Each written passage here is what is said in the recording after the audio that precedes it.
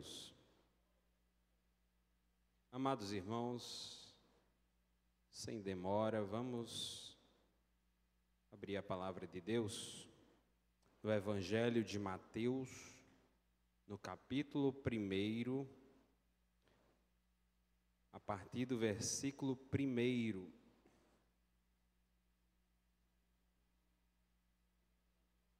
Desde já, eu peço desculpa aos irmãos, porque essa semana eu já perdi a minha voz, eu já recuperei a minha voz e estamos aqui. Se faltar a voz, os irmãos deem glória a Deus aí e ore por mim. Mateus capítulo 1, versículo 1 ao 17. Todos acharam? O texto bíblico diz assim: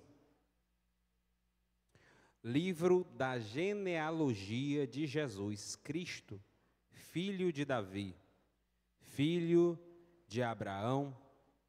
Abraão gerou Isaque, Isaque gerou Jacó, Jacó gerou Judá e os seus irmãos.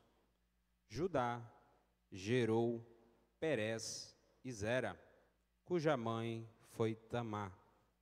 Perez gerou Esrom, Esrom gerou Arão, Arão gerou Aminadab, Aminadab gerou Nasson, Nasson gerou Salmão, Salmão gerou Boaz, cuja mãe foi Raabe. Boaz gerou Obed, cuja mãe foi Ruth, e Obed gerou Jessé. Jessé gerou o rei Davi, e o rei Davi gerou Salomão, cuja mãe foi aquela que tinha sido mulher de Urias. Salomão gerou Roboão, Roboão gerou Abias, Abias gerou Asa, Asa gerou Josafá, Josafá gerou Jorão, Jorão gerou Uzias, Uzias gerou Jotão, Jotão gerou Acás, Acás gerou Ezequias, Ezequias gerou Manassés, Manassés gerou Amon, Amon gerou Josias, Josias gerou Jeconias e os seus irmãos no tempo do exílio na Babilônia. Depois do exílio na Babilônia, Jeconias gerou Salatiel, e Salatiel gerou Zorobabel. Zorobabel gerou Abiúde, Abiúde gerou Eliaquim, Eliaquim gerou Azor, Azor gerou Sadoque, Sadoque gerou Aquim, Aquim gerou Eliúde, Eliúde gerou Eleazar, Eleazar gerou Matã, Matã gerou Jacó, e Jacó gerou José, marido de Maria, da qual nasceu Jesus, que se chama o Cristo. Assim todas as gerações, desde Abraão até Davi, são 14, desde Davi até o exílio na Babilônia, 14 gerações, e desde o exílio na Babilônia até Cristo, 14 gerações. Amém? Meu filho, da mesa aí, retorna a configuração quando eu entrei, por gentileza, porque ficou tão baixo que eu não posso me esforçar muito, tá bom? Eu agradeço. Amados irmãos, eu até compreendo que alguns irmãos devem ter ficado extasiado. Como pode alguém ler uma genealogia? Vocês acreditam que tem crente que chega na genealogia? Tem muita genealogia lá no Antigo Testamento, no livro de Números, e os irmãos olham a genealogia e pulam a genealogia, e o certo é que toda a Escritura, ela tem um propósito: edificar a gente. Tem uma mensagem a passar. Tem uma palavra de Deus a ser ministrada. através de uma genealogia. E vocês não notaram nada estranho no que foi lido ou na genealogia de Jesus Cristo que escreveu Mateus. Sabe por que vocês não notaram nada estranho? Porque vocês não são judeus. Mas um judeu, lendo o que Mateus escreveu, ele acharia uma coisa estranha. E vou dar um título para essa mensagem, é As 5 Mulheres na Genealogia de Jesus. Amém? O título da mensagem é As 5 Mulheres na Genealogia de Jesus. Amados, o Evangelho de Mateus, ele conecta o Antigo Testamento com o Novo Testamento e relacionando todas as profecias previstas e proclamadas pelos profetas do Antigo Testamento e que se cumpriria em Jesus Cristo. E Mateus, em sua origem, ele era um publicano, assim como Zaqueu. Era um homem que vivia na coletoria. Mas um dia Jesus teve um encontro com ele. E Jesus disse assim: segue-me. E Mateus seguiu a Jesus. Um publicano era visto na sociedade judaica como um traidor da pátria. Era visto pelo povo judeu como um ladrão, um corrupto. Assim como o brasileiro costumeiramente visualiza os políticos hoje em dia, assim a comunidade judaica olhava para os publicanos e os via como corruptos, ladrões. Porém, apesar dele ser um publicano, ele era um homem judeu que conheceu Jesus e que pelo Espírito Santo foi inspirado para escrever um dos evangelhos. E todos os evangelhos têm um destinatário próprio. Por exemplo, se nós formos ler o Evangelho de Lucas, nós vamos perceber algumas peculiaridades que somente tem em Lucas. Chama a atenção do evangelista Lucas o povo que vivia à margem da sociedade. Chama a atenção para Lucas as mulheres. Chama a atenção para Lucas os publicanos. Chama a atenção para Lucas os samaritanos. E para Marcos está escrevendo para Romanos. E Marcos não tem tanto a ministração ou os ensinos de Jesus. Quando você lê o Evangelho de Marcos, você vai ver Jesus Cristo em ação. É, na verdade, o que Jesus Cristo fez. Para o romano, interessa saber o que ele fez. E Marcos endereça o seu evangelho aos romanos. João, por sua vez, é o último dos evangelhos a ser escrito ali depois de 90 a 100 anos depois de Cristo. E João escreve com um objetivo peculiar e específico. Havia uma seita chamada gnósticos. E João, pelo seu evangelho, vai demonstrar que Jesus Cristo é tanto Deus encarnado como um ser humano que passou fome, que teve sono e que sofreu as tentações terrenas. Não é diferente com o evangelho de Mateus. Mateus tem um público-alvo e Mateus, escrevendo para esse público-alvo, argumenta pelos seus escritos a demonstrar que Jesus é o Messias que eles esperavam. Mateus está escrevendo para os judeus. Mateus não escreve para os gentios. É por isso que o Evangelho de Mateus há muitas citações das profecias do Antigo Testamento. Era como se Mateus estivesse apontando para as Escrituras dizendo: está vendo que ele é o Messias? É Jesus que é o Messias. Não vamos esperar por outro Messias. Jesus é o Messias.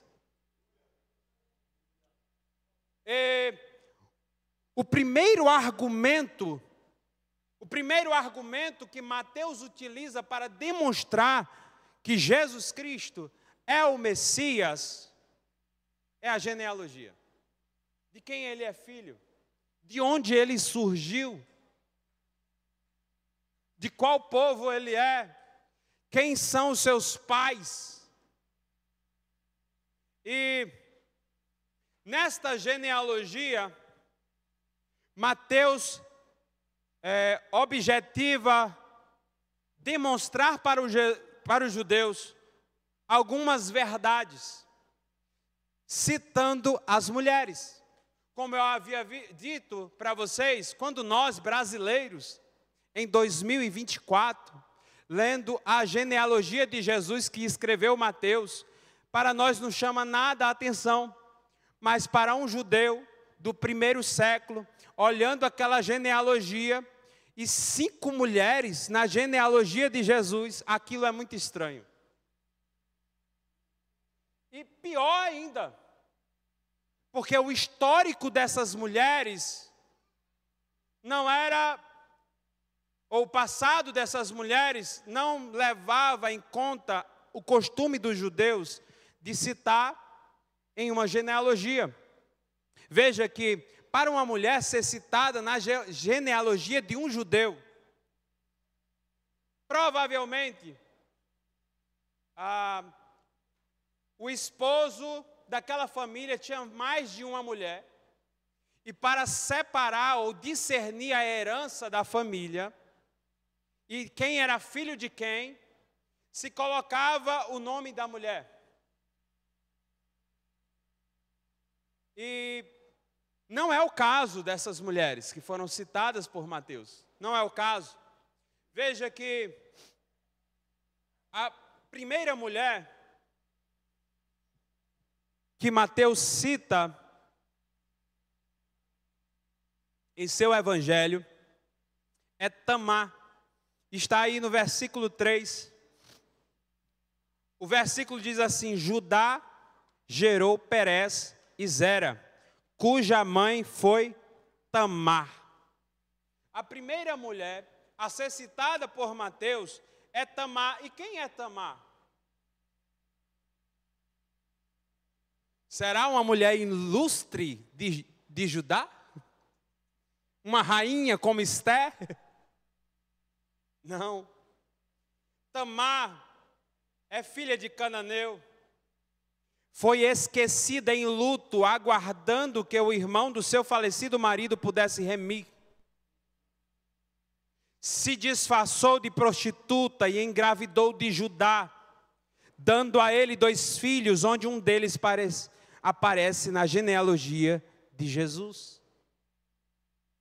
É uma mulher que, por ser esquecida no seu luto, enganou o seu remidor,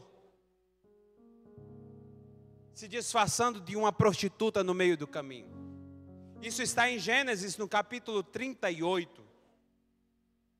A segunda mulher que aparece na genealogia de Jesus em Mateus é Raabe. A pergunta é: quem é Raabe? É filha de Abraão? Raabe, uma mulher cananita que morava nas muralhas de Jericó, que ganhava a vida como prostituta antes de se dedicar à sua lealdade ao Senhor. Aquela mulher provavelmente adorava todos os deuses cananitas, Baal, talvez adorava Deus Moloque, aonde se oferecia as criancinhas em sacrifício no fogo. Porém, Raabe um dia teve encontro com os espias do povo de Israel. E todo o povo cananeu já estava com o coração desfalecido, porque eles sabiam quem era o Deus de Israel. Eles sabiam que o Deus de Israel abriu o mar vermelho, deu vitória ao povo de Deus nas batalhas, sustentou o povo de Israel com maná e água saindo da rocha no deserto. Eles sabiam quem era o povo de Israel e quem era o seu Deus. Aquela mulher temeu a Deus. Aquela mulher protegeu os espias. E ela também foi alcançada pela graça de Deus. Porque mesmo a graça de Deus no Antigo Testamento, diferente de que muitas pessoas acreditam, a graça de Deus também estava estendida ao povo gentil. A graça para a salvação também estava estendida para o povo gentil. E Raabe foi alcançada pela graça de Deus. A próxima mulher a ser citada na genealogia de Jesus é Ruth. Ruth também não era judia. Ruth era uma moabita, do povo cuja origem deu-se a partir de um incesto. Está em Gênesis capítulo 19. E que de acordo com Deuteronômio capítulo 23, versículo 3, aquele povo, todo povo moabita, tinha entrada proibida na congregação do Senhor. Essa é a mulher que aparece na genealogia de Jesus, o Messias. Foi uma mulher que decidiu, apesar da tragédia que aconteceu na vida dela, por ter o seu esposo, seus sogros mortos. Apesar de toda a tragédia, ela decidiu servir o Deus da sua sogra. Ela disse: o meu Deus, o seu Deus é o meu Deus, e o seu povo é o meu povo. Essa mulher foi também alcançada pela graça de Deus, apesar de ser uma moabita. A graça de Deus estava trabalhando.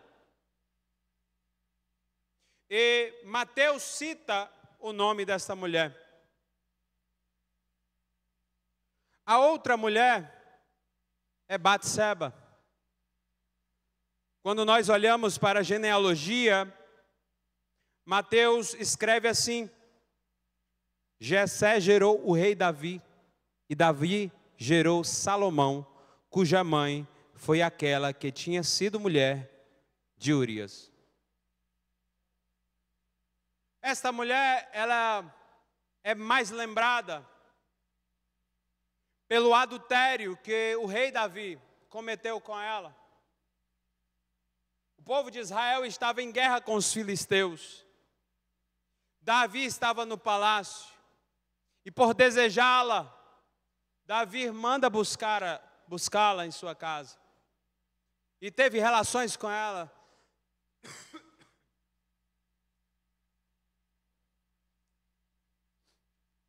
E daquela relação, a mulher engravidou. E Davi, tentando esconder o seu pecado, ele comete outro pecado, o homicídio. Ele faz com que Urias esteja no fronte da batalha e fique sozinho e morra pela mão do inimigo. Mas o pecado de Davi não ficou encoberto diante de Deus. E o fruto daquela relação, aquela gravidez, não vingou. O menino morreu. Mas depois, o outro menino que Davi teve com Batseba foi Salomão, um dos reis mais sábios e ricos de Israel. Aquele que construiu o templo em Jerusalém. E essa mulher, apesar do seu passado, também foi alcançada pela graça de Deus. A última mulher que o evangelista Mateus cita aqui na genealogia é Maria. Maria, diferente das outras mulheres, que não eram judias, Maria é judia. E, de acordo com a tradição, quando o anjo do Senhor aparece para Maria e lhe revela aquilo que Deus tinha na vida dela, Maria tinha 14 anos. E 14 anos, para o judeu do primeiro século, era já uma idade adulta, pronta para o casamento. E Maria recebeu a promessa de Deus, mas a pergunta é: quem é Maria? Maria, mais conhecida como Maria de Nazaré. Quando nós lemos o Evangelho, para um judeu, pode vir alguma coisa boa de Nazaré? Os judeus tinham o lugar onde Maria morava como um lugar onde só tinha pessoas desprezíveis, pessoas que viviam à margem da sociedade, onde imperava a pobreza, onde havia o desprezo. Era lá onde Maria estava. Só que há uma diferença. Deus estava de olho em Maria. Porque apesar das circunstâncias daquela mulher, Deus tinha um projeto na vida dela. E um projeto dele era maior, era para a humanidade. Para que pelo ventre dela o Messias, o Cristo, pudesse nascer. A semente pudesse brotar. Essas mulheres, amados irmãos, elas têm pelo menos duas coisas em comum. A maioria delas eram mulheres de passados duvidosos e moralmente corrompidas. E a maioria delas, exceto Maria, estavam afastadas da comunidade da antiga aliança. Essas mulheres não pertenciam à promessa de Deus. Elas não eram contadas na promessa. Mas Deus colocou elas no plano dele. E elevou o nome delas para que também o povo de Israel soubesse quem é Deus. Deus é soberano. Ele rege a história. E ele não rege só a macro, ele rege a história pessoal de uma pessoa. Jesus mudou a tua história. Às vezes a gente vem para a igreja como se fosse uma reunião social, fica todo mundo calado no canto. Meu Deus, será que acaba logo? Mas Jesus Cristo mudou a nossa história. Se alegre. Jesus Cristo colocou você no seu plano. Deus tem propósitos, planos, projetos para as nossas vidas. Assim como esta mulher, eu não conheço o teu passado, Deus conhece, mas Ele muda histórias. Ele muda histórias. Veja que eram mulheres moralmente desprezíveis em seu passado.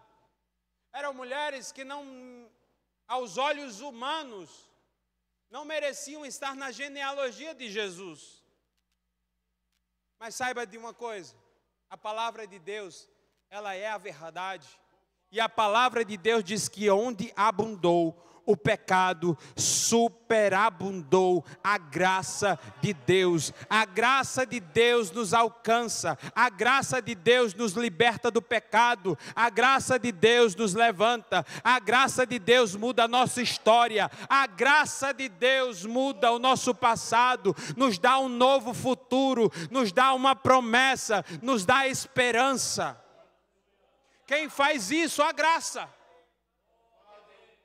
A graça de Deus. Glória a Deus. A graça de Deus faz isso, amados irmãos. Não que você tenha merecido, não que você seja bom, mas é porque Ele é bom. mas é porque Ele é misericordioso. E a palavra misericordioso é: Deus olha as nossas misérias e sente compaixão. Deus contempla o nosso pecado, as nossas fraquezas, as nossas fragilidades e sente compaixão. E estende as suas mãos e nos fortalece quando a gente está fraco e nos anima quando a gente está desanimado. É Deus, é Deus. E é Deus que marcou esta noite para você ouvir esta palavra. Glória a Deus. Aleluia, Jesus. A segunda verdade, amados irmãos, que nós podemos aprender na genealogia de Jesus Cristo, que escreveu Mateus, é que Mateus está querendo mostrar a universalidade da missão de Jesus, que é salvar a humanidade. Se isso não fosse verdade, nós também não estávamos incluídos nessa promessa, nesse plano. Tem algum judeu aqui? Tem algum filho de Abraão segundo a carne? Não tem.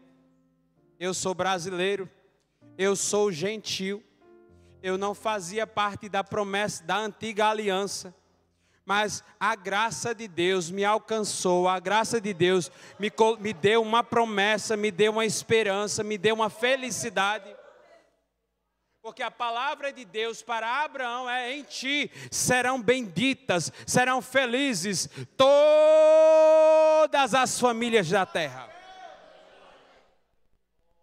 Eu não estava, você não estava na promessa, mas a graça de Deus nos deu essa promessa, nos deu essa esperança. A graça de Deus, a graça de Deus, aleluia, nos deu essa vitória. E esta verdade, ela é colocada e exposta por Paulo, o apóstolo Paulo, em Romanos, no capítulo 10, no versículo 12, que ele diz: porque não há distinção entre judeu e grego, uma vez que o mesmo é o Senhor de todos, rico para com todos os que o invocam, porque todo aquele que invocar o nome do Senhor será salvo. Glória a Deus! Todo aquele que invocar o nome do Senhor será salvo. Deus, Ele elegeu, Deus escolheu os filhos de Abraão segundo a carne, o povo de Israel, com uma promessa, mas não era a salvação. A promessa é que por meio deles iria nascer o Messias, que iria salvar toda a humanidade. Eles não entenderam, pensaram que era só eles que iam ser salvos.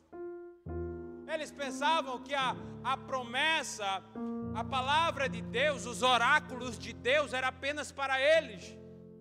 Eles entenderam que a esperança era somente para eles. Porém, a palavra de Deus nos afirma que é para toda a humanidade. É para todos os povos, na qual nós também estamos incluídos.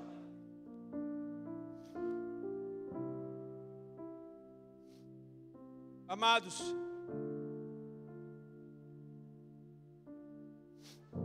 quando nós olhamos para quem eram essas mulheres na genealogia de Jesus, para o olhar humano e judeu, elas não eram nada de bom.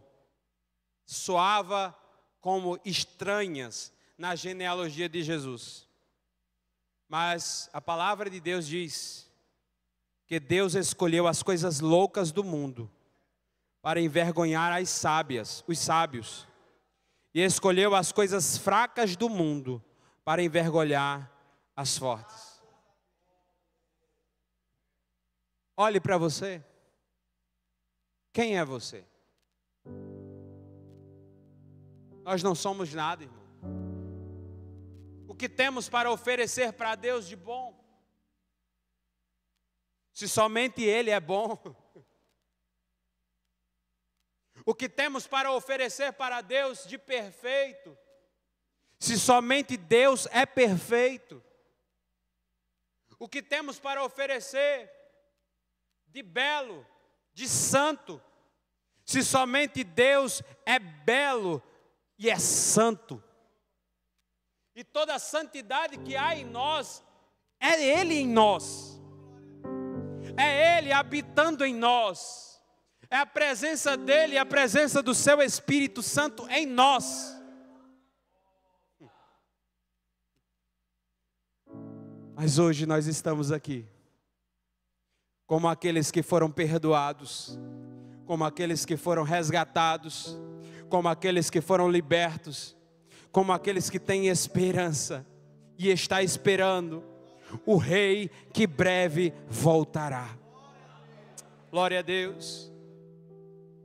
Eu louvo a Deus pela salvação das nossas vidas, pelo perdão dos nossos pecados, pela esperança que Ele nos deu e pela alegria do Espírito Santo que há em nós. Glorifique o nome do Senhor Jesus e agradeça a Ele. Agradeço a oportunidade em nome de Jesus Cristo. Amém.